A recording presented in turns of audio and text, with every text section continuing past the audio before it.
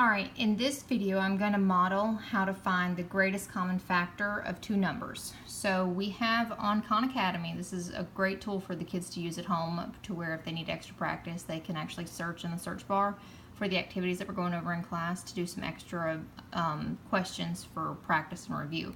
So in this one it says find the greatest common factor of 21 and 10. So the first thing you would have to do is list the factors for each number.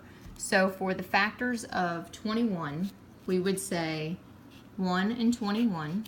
And remember, factors are the numbers that you would multiply. The factors are the numbers you would multiply to get 21. So 1 and 21 is a factor pair that multiplies to give you a product of 21. We also have 3 and 7 as factors. For 10, we have 1 and 10, and then we have 2 and 5.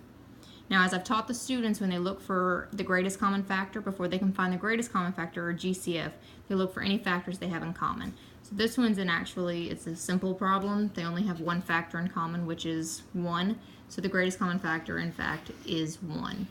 If they had a different factor in common, you would actually look for the one that had the greatest value.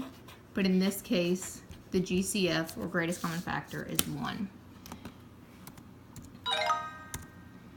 Alright, in this one, it gives us 3 numbers. So we're looking for the greatest common factor, or GCF, of 8, 18, and 70. So an easy strategy to use when they give you 3 numbers is find the factors of the smallest number, the one with the least value, because it's going to have the least amount of factors to actually consider. So of 8, our factors are 1 and 8, and then 2 and 4. Of 18, we can say 1 times 18, 2 times 9, 3 times 6. 70, we can say 1 times 70, 2 times 35, 7 times 10, 5 times 16. Let's see, we'll check just to make sure that's what I tell the kids to do. Nope, that would be 80. So it's 5 times 14. That would give you 70. So now we're looking for the one that has the greatest common factor. We're looking for the greatest common factor of 8, 18, and 70. So we know that they have 1 in common.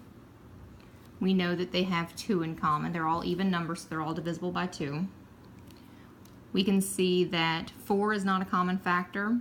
And we can see that 8 is not a common factor of either of these numbers. So if you look at the number of the least value and you work with its factors, it's actually going to make it a lot easier, because now we know we can't even consider the other numbers because they're not factors of 8.